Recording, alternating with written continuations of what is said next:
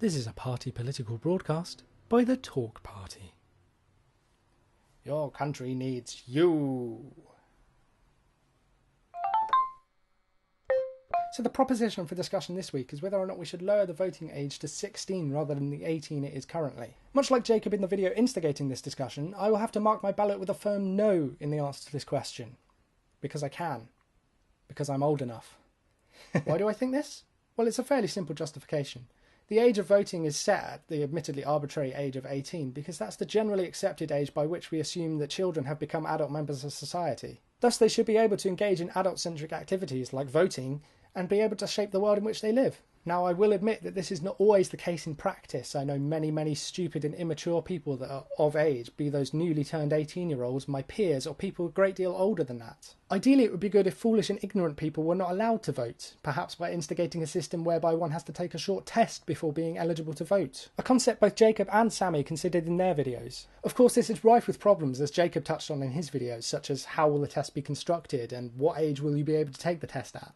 But one problem he doesn't mention is that it's fundamentally undemocratic to prevent people from voting just because they're stupid. Unfortunately, stupid people have as much a right to vote as we do. They live in this country and therefore should have a right to say how it's run. Of course, the other issue with stopping ignorant and foolish people from voting is that many of them are already MPs. Conversely, there are undeniably young people who are mature and politically minded whose views would be beneficial to include in the voting process. But they are by far the minority. We cannot alter the system for the few. When I was 16, my interests were far from politics. Unless you mean the politics as the playground. Until politicians start addressing hard-hitting issues like who their favourite Pokemon is or passing laws on 24-hour sweet shops, most youngsters could not care less. In all honesty, most young people go through their first decade and a bit largely unaffected by the decisions of government. As Sammy pointed out in his video, really the only thing that affects them is education. They have far too little life experience to really know any different from their current circumstances, and they're not integrated enough members of society to feel the full brunt of legislative changes. That's more their parents. If you went back in time and gave my 16-year-old self a vote,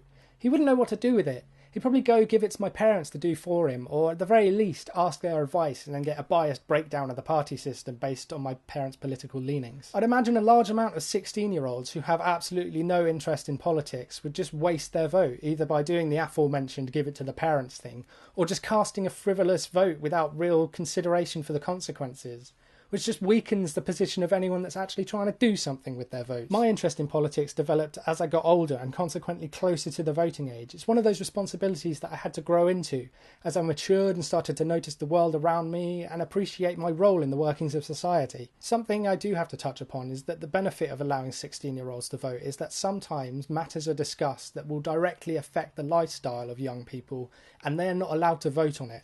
Having people far older than the young people whose lives will be affected making the decision what's good for them can seem a little unfair, although that is what parents do a lot of the time. That's also something that Sammy mentioned in his video too. It's possible that we could lower the general age of voting to 16 and then have a variable threshold of ages on different votes depending on the matter that's being discussed and decided upon. So not so much a 16-year-olds can vote on everything scenario, but 16-year-olds are legally able to vote on things that will directly affect them.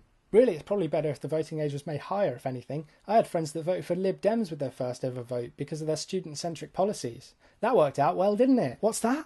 A politician lied to you because he wanted to secure your vote and get into power? And that surprised you? Maybe you shouldn't be voting.